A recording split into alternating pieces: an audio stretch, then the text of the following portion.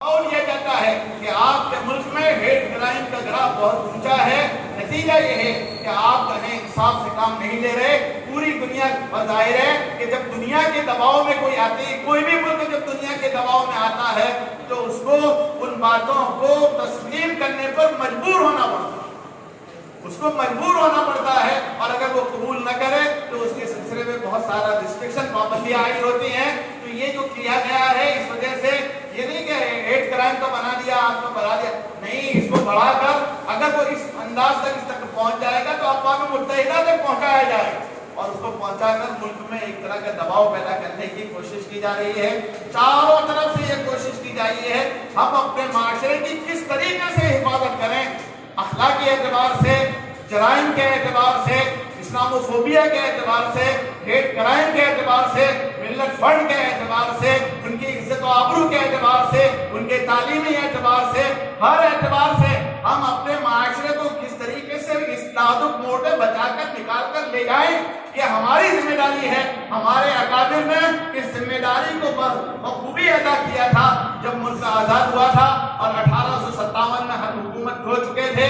उस वक्त हमारे अकाबिरीन ने हुकूमत को बचाने के बजाय बहुत कोशिश की थी, लेकिन जब नाकाम हुए तो फिर उन्होंने देखा अब हुकूमत को बचाना हमारे लिए नामुमकिन है। अब तो हमारी जिम्मेदारी ये है कि दीन और ईमान को बचाना, और दीन और ईमान बचाने के लिए मकातिब का जाल बिछाना और मदारिस का जाल बिछाना, इसकी तरफ पूरी उम्मत की तवज्जो को लगाया। और दारुल देवबंद ने 1857 में जब हारे और 1866 में दारुल देवबंद की बुनियाद रखी और मदारिस की तरफ लोगों को मुतवज्जे किया। अब हुकूमत को अगर हम बचाने के लिए जाते हैं, हुकूमत से लड़ने के लिए जाते हैं, तो दीन ईमान को खो बैठेंगे। उस वक्त छोड़िए हुकूमत निजाम, सारे निजाम को कहो बाला कर दो। अब जरूरत इस बात की है कि हम जो है दीन और ईमान को बचाएं। नतीजा यह है कि मदारिस का एक जाल बिछा दिया, दारुल देवबंद की बुनियाद रखी और उनके मानने वालों ने, उनके मुंसलिकी लोगों ने जगह जगह पर मकातिब की बुनियाद डाली। और हमारे इलाके में भी, इस इलाके में हज़रत मौलाना नज़ीर अहमद साहब जद्द अमजद रहमतुल्लाह अलैह ने मकातिब की ऐसी बुनियाद डाली। मैं समझता हूँ कि ये मकातिब की बुनियाद हिंदुस्तान में इसकी नज़ीर या तो नहीं मिलेगी या मिलेगी तो बहुत कम मिलेगी। ऐसी बुनियाद मकातिब की डाली, ऐसी डाली कि आज इस पूरे इलाके की काया को पलट दिया। हमारे पीलवन के हाजी सुलेमान साहब के वालिद ने एक मरतबा हज़रत दादा साहब रहमतुल्लाह अलैह से पूछा कि हजरत आप दुनिया से चले जाओगे तो हमारा क्या हाल होगा। उन्होंने, उनका ये जो सवाल था, पीलवन के थे, सवाल था, बड़ा माना से सवाल था कि आप चले जाओगे तो हमारी कौम का क्या हाल होगा। क्योंकि उन्होंने पिछली पसमंजर को सामने रखते हुए सवाल किया था। पीर कबीरुद्दीन रहमतुल्लाह अलैह के हाथ पर हम ईमान लाए, लेकिन उनके कुछ साल गुजर जाने के बाद फिर हम जहालत में डूब गए। पीर मशाइख रहमतुल्लाह अलैह ने दीवाने मशाइख के जरिए हमारी फिर इस्लाह की और हम किसी जरिए इस्लाह, लेकिन उनके भी कुछ सालों के, सैकड़ों सालों के बाद, 100-200 साल के बाद हमारी ये कौम जहालत के दलदल में डूब गई। तो इस पस मंजर को सामने रखते हुए उन्होंने ये सवाल किया कि बाबजी, गुजराती में सवाल किया, बाबजी तुम्हें जाता रहो तो हमारा शू था है।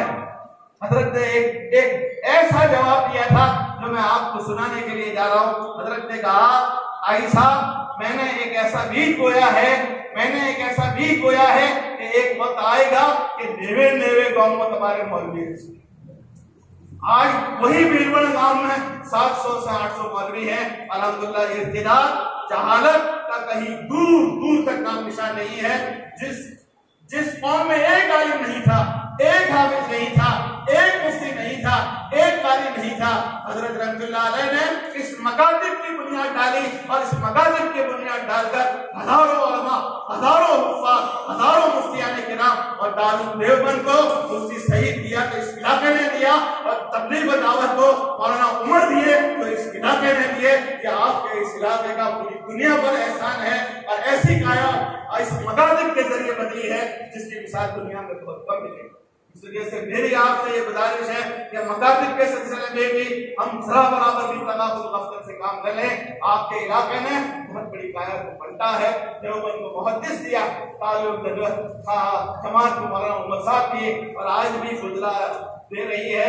ये हमारे इस इलाके की खूबी लेकिन अल्हम्दुलिल्लाह हमारे इस इलाके को अल्लाह ताला नजर बद से महफूज रखे। बहुत काम किया है, इसलिए हमारी ये जिम्मेदारी होती है कि हम इस काम को और आगे बढ़ाएं।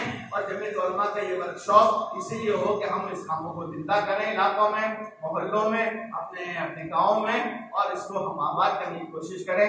वाह, अल्हम्दुलिल्लाह।